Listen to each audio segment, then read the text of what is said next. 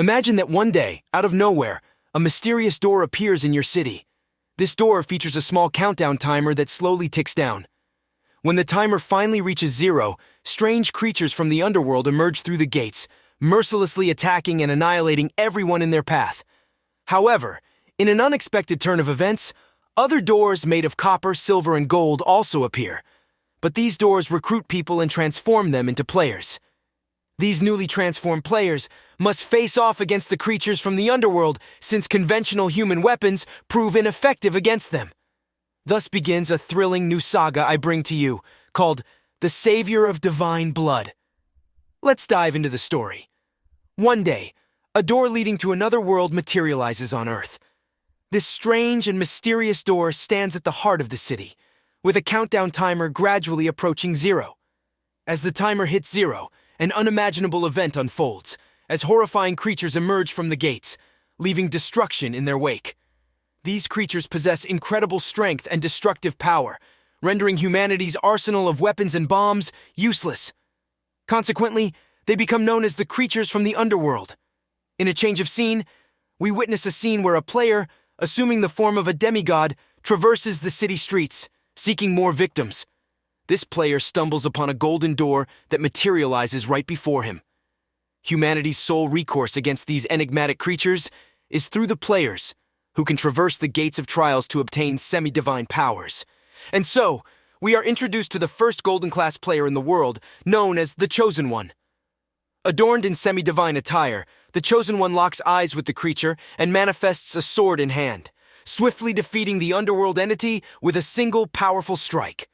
The story unfolds further as the other players, appearing alongside the Chosen One at the same time as the sudden appearance of the door, follow suit and defeat the creatures of the underworld, one after the other. Gradually, a sense of relief and fear engulfs humanity. Relief stems from the player's victories, while fear arises from the realization that a countdown timer has appeared in the sky on the exact day the door did. Humanity swiftly comprehends that when this timer reaches 0, it could spell the end of the world as we know it. Nonetheless, the Chosen One and a select group of players, identifying themselves as an organization known as Skiplot, reassure humanity to remain calm. They claim to possess the means to confront this impending catastrophe and offer a glimmer of hope amidst the chaos and uncertainty. Together, they stand ready to face whatever challenges lie ahead, united as saviors of the world. Taking charge of all that, in other words, the fate of the world rested solely on the shoulders of the players, who had transformed into true heroes and earned the admiration of all. Shifting scenes, we find a dragon-shaped creature from the underworld, terrorizing a multitude of civilian people. They were frightened and mentioned that the players assigned to overcome that door had failed the trial. At that critical moment, the creature prepared to launch an attack that would spell doom for the helpless civilians.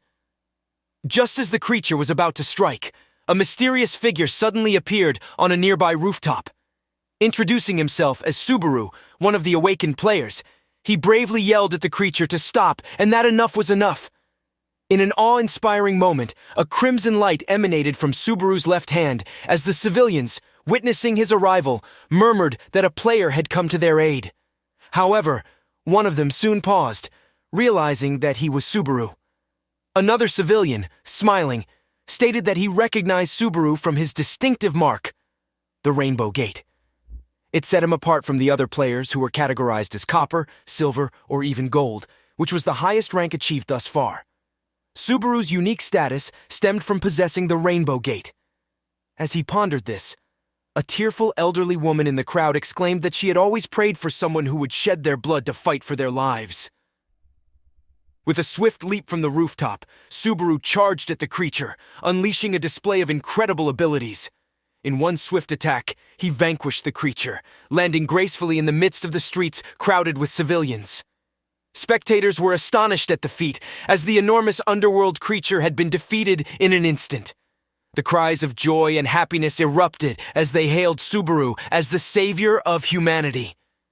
Unaffected by the praise, Subaru noticed a heartwarming scene, an innocent child holding their mother's hand, proclaiming how cool Subaru was.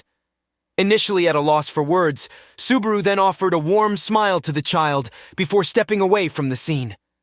As he bid farewell to everyone, Subaru realized the impact he had on people's lives, even the smallest ones. Determined to continue his journey as a player, he embarked on a new adventure, ready to face whatever challenges awaited him. For Subaru, being the savior of humanity meant more than just receiving accolades. It meant making a positive difference in the lives of those he encountered. And with that noble thought in his heart, he ventured forth, prepared to confront the mysteries and dangers that lay ahead. Present with a warm smile, they were the protectors of humanity, entrusted with the duty and responsibility of closing the doors while leveling up in the process. As Subaru reached the rooftop's peak, he noticed a girl before him, accompanied by the chosen group, the organization. Subaru continued narrating that they had to undertake all this to prevent the world from collapsing. The girl, in awe of his efforts, addressed him respectfully as Mr. Subaru. One of the boys from the chosen group commented that the Mr. Savior seemed quite popular, prompting a warm smile from Subaru as a sign of respect and confidence. Yet he felt uneasy about this newfound popularity, feeling a bit embarrassed. He recalled how not long ago, he was treated as a mere insect, enduring constant mistreatment and abuse from those around him. Nevertheless, Subaru declared that he was okay with it all and that they would survive together through the challenges threatening humanity's existence. Reflecting on his past, where he endured hardships, Subaru recalled how it all began when he crossed through the door. We witnessed a bloodied Subaru, marveling at a door that could change his life. Despite his injuries, Subaru reached out to touch the doorknob, and a group of boys who seemed to be following him accused him of trying to steal the door. One boy with fire abilities threatened him, shouting that he would regret it and suggesting they should kill him before he entered the door. The door appeared again in Subaru's life, followed by a massive explosion that left him severely injured, with his legs reduced to dust. Despite the excruciating pain, he let out a heart-wrenching scream, vowing not to make the same mistake again. Filled with courage and determination, Subaru opened the door, claiming it as his own. As he crawled towards the door's interior, the bullies insulted him, calling him a cursed insect. Yet, Subaru, armed with valor, stated that he wouldn't give up his door to anyone, even if it cost him his life, and he would recover it no matter what. Recalling everything he was supposed to achieve, Subaru remembered an incident from his past. The narrator mentioned that on that particular day at the stadium, Japan's first Golden Class player, known as the Chosen One, Mr. Rengi Wakasa, was present with them. The boys watched attentively as the cameras focused on Rengi, displaying his noble appearance. He thanked the presenter for the honor of being on her show, introducing himself as Japan's first Golden Class player. A younger version of Subaru, compared to the two we had seen before, mentioned that his brother Taiga Hirazaki was also on TV at that moment and looked quite cool. It's revealed that Subaru was 15 years old, and his brother was 13. A bit brashly, Taiga scolded Subaru, telling him not to be so loud and not to talk to him. Taiga continued with a brusque attitude, claiming that they weren't related by blood, so Subaru shouldn't act as if he were older or something. Subaru felt a little dejected by this comment, but the host then asked Taiga about the incident with the gate from the other world that had occurred the previous day. The incident was about the gate running out of time due to delays in discovering another world's gate in an abandoned mansion, leading to a catastrophe that resulted in 16 casualties from the unleashed creatures. In a calm manner, the host explained that everyone present already knew that creatures from another world were immune to military weapons and were always sealed behind the gates. The countdown timer for the gate's release was displayed on its front, and once it reached 0, aggressive creatures from another world were set free. The only way to prevent this was for the players, who had been chosen by the Gate of Trials, to invade the gate and defeat the creatures before time ran out. The Gate of Trials was the same door through which people became players, distinct from the actual gate, which was a more ominous dark door. Rengi confirmed that he had been responsible for dealing with the released creatures from the other world, and the presenter showed a small video calling the previous day's liberation a tragic incident that should never have happened. They looked forward to what Mr. Kurosaki had in store, as he had effortlessly vanquished a massive opponent while still mourning the lives lost. The presenter mentioned that despite his efforts, he couldn't prevent the liberation, and that's why a great sacrifice was made. To calm any alarm, she assured viewers that if Mr. Kurosaki hadn't been there, the casualties would have been much higher. She then raised their spirits, stating that all people recognized the players as their heroes. Speaking with seriousness, he asked the audience to report any discovery of a gate immediately, so they could protect normal people from creatures from another world. Even if it meant risking their lives, the players were committed to safeguarding others. Listening attentively, he admired the heroes who selflessly risked their lives to protect people. On television, a program recounted that 5 years ago, gates from another world had suddenly appeared all over the planet. People had fallen into despair when they realized that military weapons were ineffective against the creatures. The only ones capable of defeating them were the chosen ones who traversed the Gate of Trials, which appeared simultaneously with the gates. These beings, no longer ordinary humans, became known as players. They were divided into different ranks: bronze, the weakest, followed by silver, and above them, the golden gates or golden class players.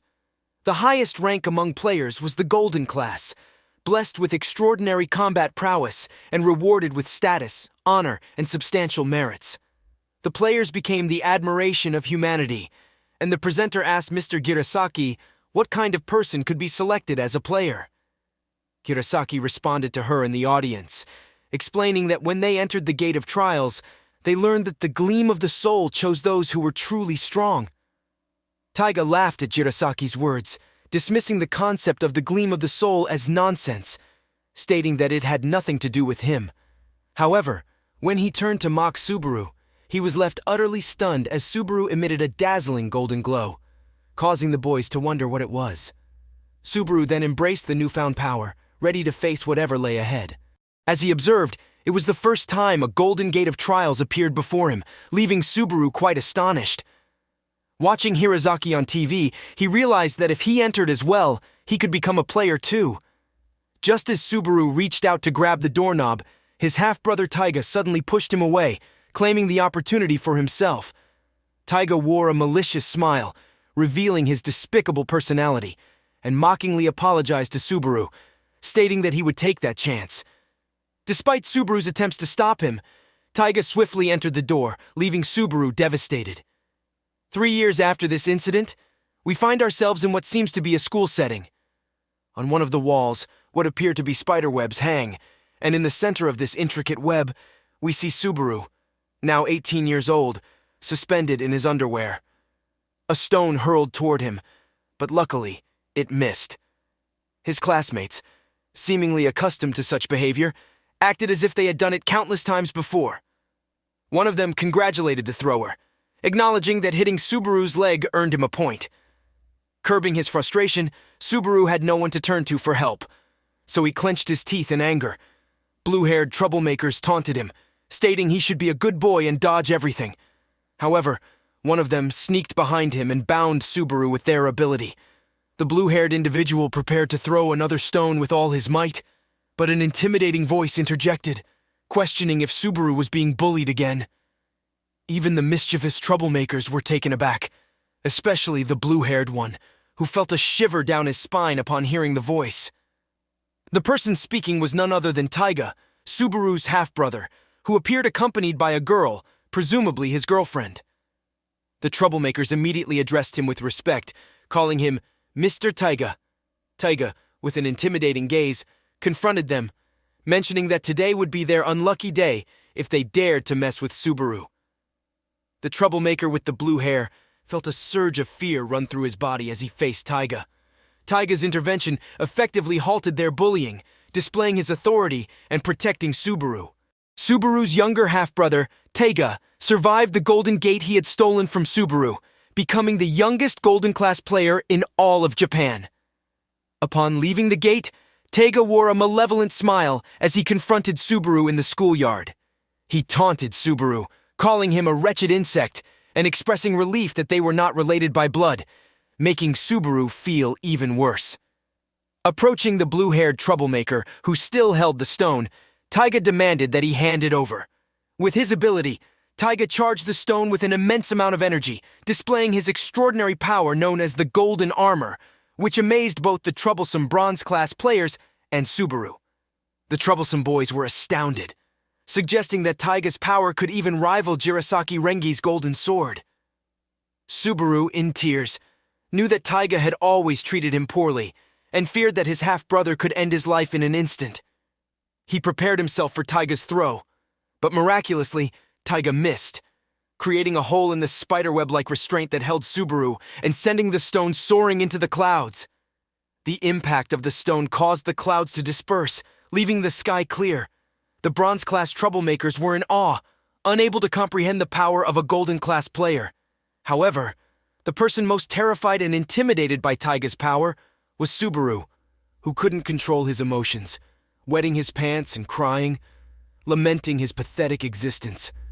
The bullies taunted him for this unfortunate incident, ridiculing him for soiling his pants. Taiga, observing the scene, was momentarily impressed, but soon burst into laughter at Subaru's expense, mocking his half-brother's weakness. Taiga walked away from the scene, allowing the troublemakers to do as they pleased with Subaru. He nonchalantly suggested that they could finish him off, as he didn't care at all. The troubled boys hesitated, exchanging glances, before turning their attention to Subaru, who was still in tears. Two boys were passing by when a girl took out her cell phone, saying she had to check something, and immediately snapped a photo of the protagonist, remarking that he was the bullied kid who had been mistreated by the players again. In the next scene, we see him completely naked, lying on the ground. The girl continued, saying how pathetic he was and how he was nothing like his younger brother. She mentioned that if she had to go through what he did, she would immediately practice Desvision Subaruka, mocking his name. At that moment, Subaru felt utterly pathetic, lying on the ground and crying, waiting for it all to end soon. Later that night, in a different scene, we see a house where the news was being broadcast. They mentioned that, on the same day, they would provide information about the gate from the other world. The gates had opened in the cities of Koto, Tsudanami, and Shinagawa, and they had been easily controlled, so the traffic restrictions had been lifted. Taiga, Subaru's brother, was shown to have destroyed 4 gates from the other world, thanks to a gold-class player. At hearing this news, a person popped open a luxurious bottle of champagne. We then see Subaru and Taiga's parents living in a luxurious house, enjoying an extravagant meal. The father commends Taiga for his excellent work, expressing his pride in him being his son. The mother, elegantly dressed, also praises Taiga, saying he is a good son who supports his parents, which is expected from their lineage. She adds that he is completely different from that useless boy, referring to Subaru, and changes the subject to Taiga's dating life. The father, with a look of disgust, remarks that Taiga's date is surely a complete failure. As the camera pans out, we notice that Subaru lives in a small storage room next to the luxurious house. Everything is neatly organized, and he seems to be doing his homework. Taiga realizes his water bottle is empty and hands him some money, scolding him for not taking care of things properly. He yells at Subaru, calling him a wretched insect, and Subaru opens the door, asking what he needs. As Subaru shows him the money and says he's studying, Taiga interrupts, telling him to buy more water immediately and making sure it's the right brand. Subaru starts to say something, but Taiga cuts him off, showing his dominance over his older brother. Studying was completely useless for him, because Taiga was determined to make him his pet for the rest of his life, affirming that he would keep him in that cage like a bug until he dies. Taiga threw the money at him, telling him not to bother thinking about escaping because he would find him no matter where he goes. While Subaru was on his way home after buying the water, he wondered what Taiga meant by forever. He questioned whether Taiga knew how many years that word encompassed, wondering if Taiga thought he was an idiot.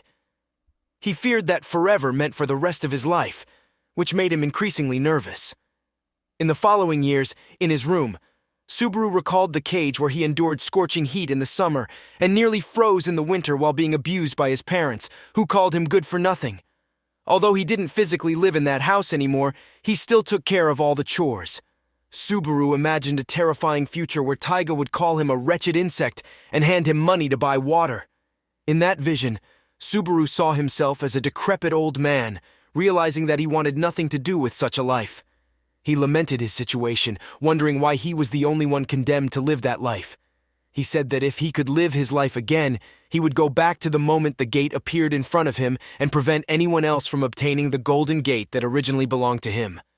As Subaru became increasingly paranoid with these thoughts, the three troublesome boys from his class approached him, bidding him good night. They teased him, calling it a mere coincidence that his luck seemed to have run out.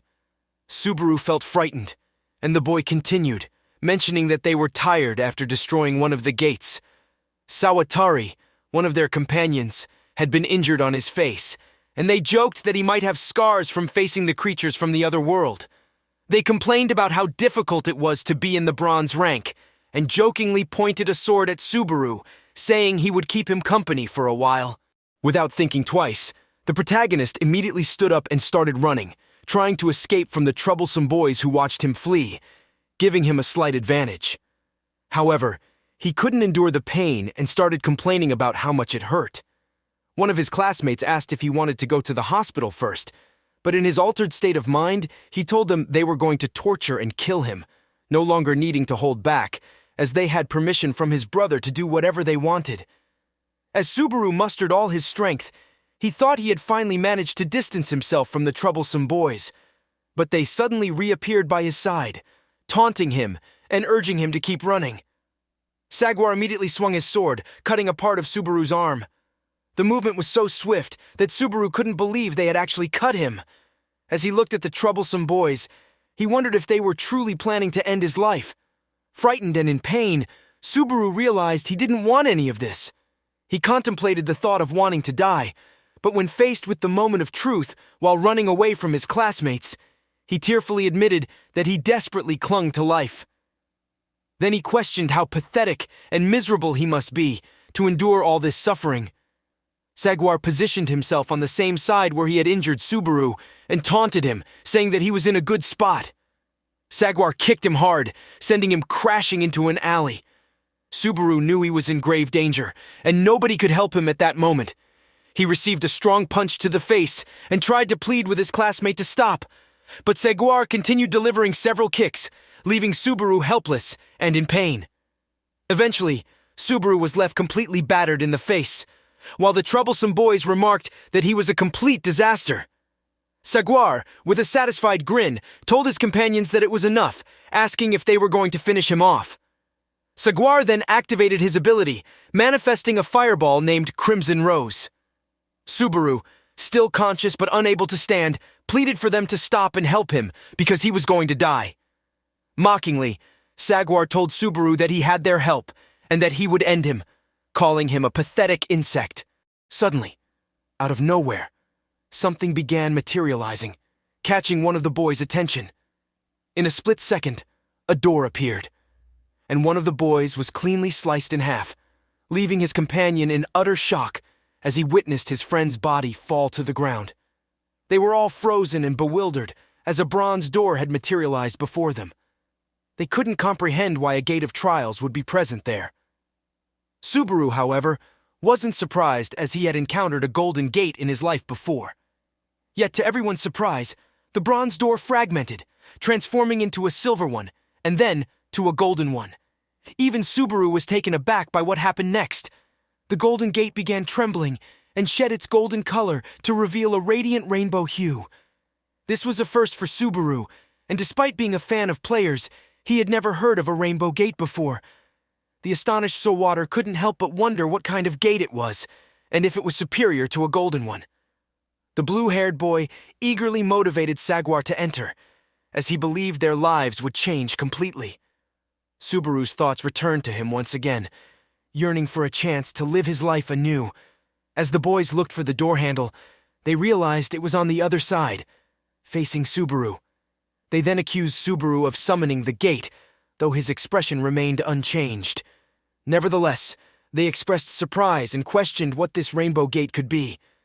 Their excitement was palpable, and Subaru was determined not to lose hope this time. Subaru took the door handle, knowing this was the second time a gate had appeared before him, and he couldn't let history repeat itself. Just as he was about to open the door, he felt the troublesome boys accusing him of trying to steal their gate.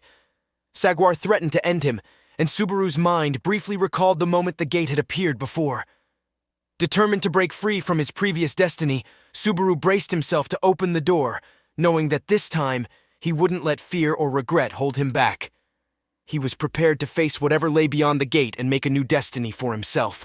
In the same mistake once again, Saguatar unleashed a powerful fire attack aimed at Subaru. Despite attempting to dodge it, Subaru wasn't fast enough, and one of his legs was sent flying, causing him to scream in agonizing pain. Memories of the abuse he endured from his brother and the bullies in school flooded his mind. But this time, he gathered his courage, biting his lip, and declaring that this gate would be his and his alone. The troublesome boys yelled at him to stop, but Subaru, determined, crawled inside the gate, even though he had lost both his legs after the attack. As he entered the gate, a clear thought formed in his mind. Even if he died, he wouldn't give this gate to anyone else. Inside, Subaru was resolute, vowing to regain his strength, status, honor, and even his money. Everything that was rightfully his, he would reclaim. As he fought to stay conscious, Subaru continued to reiterate his determination, but exhaustion finally overcame him, and he fell unconscious on the floor. A mysterious creature with a window of status approached Subaru, welcoming him to the Rainbow Tribulation. Subaru, teetering on the brink of death, was unaware of the creature's presence. The creature's body was filled with colorful squares, concealing its true form. Subaru's face showed signs of determination as the creature touched his head, signaling the beginning of his own story. And with that, the video came to an end. Hope you liked the video. If you did like the video, like it and comment for more.